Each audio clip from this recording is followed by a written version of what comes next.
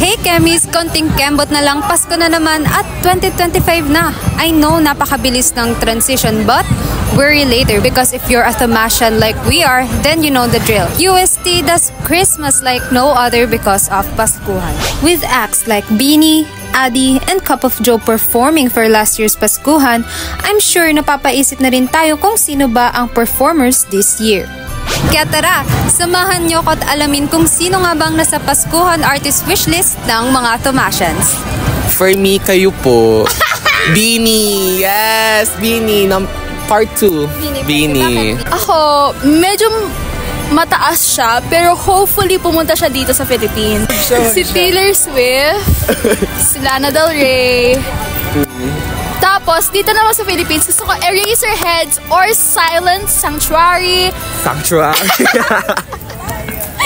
Ang gusto ko makita sa Paskuhan is si Sabrina Carpenter kasi libre daw nung ni Nicole yung flight and yung TF. So, Ako na, pati yung hotel niya dito sa Manila, ako na kaya. Sa beach pa.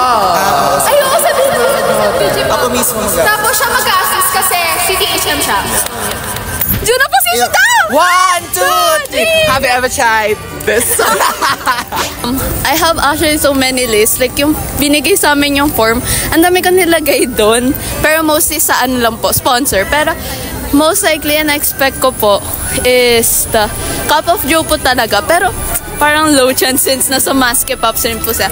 Pero sana Emeraldi. Yeah. Or if pwede po sana si Dennis Julia. Catch you on the The sentence, all I want for Christmas Is you! Beanie na lang, wala. May mga songs din kasi ako na nagustuhan nila, kaya may high chance din na gusto ko na sana sila mag-perform. Si Zild po, kahit nasa Maske Pops na siya. Cause fan na po ko niya since nung nag-debut po siya sa solo artist po. All I want for Christmas is money. Hello mo. Nasalyan po sa Benin. Kaya kayo ba?